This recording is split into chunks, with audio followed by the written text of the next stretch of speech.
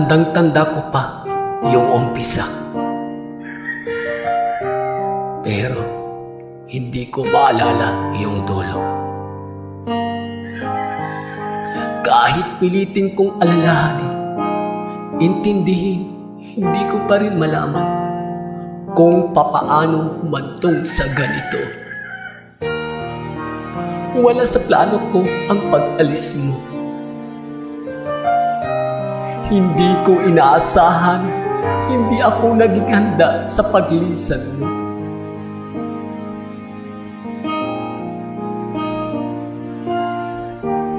Sobrang hirap.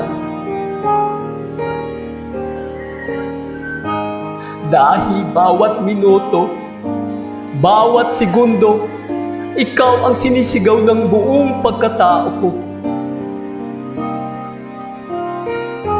Nilalamon na ako ng anino mo. Hindi ko matanggap na mabubuhay ka lang sa alaala ng nakaraan ko. Hindi ko matanggap na ang buhay na pinapangarap ko ay hindi ikaw ang makakasama ko.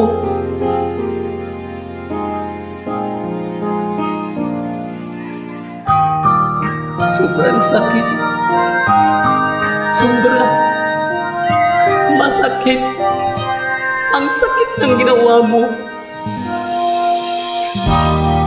Hindi naman sana ako masasaktan kung una pa lang sinabi mo. Kung una pa lang klinaro mo. Dapat nung umpisa pa lang sinabi mo ng ganito.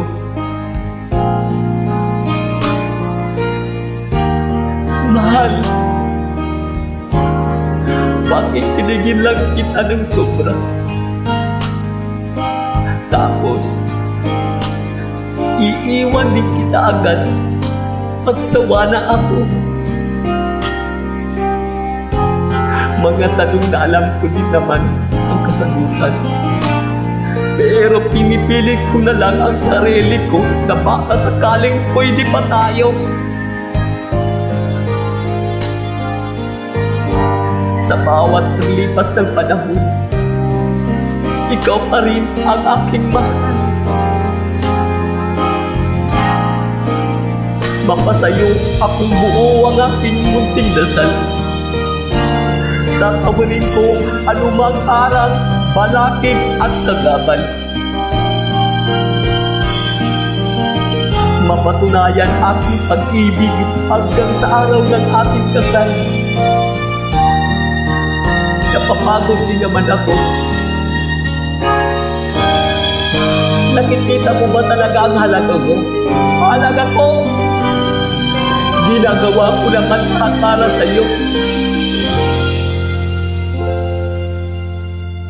Di ba sapat yun para makita mo kung anong ako sa iyo? Mahal na mahal kita. Bigkas sa aking mga labi. Yan ang pangako ko. Pangako.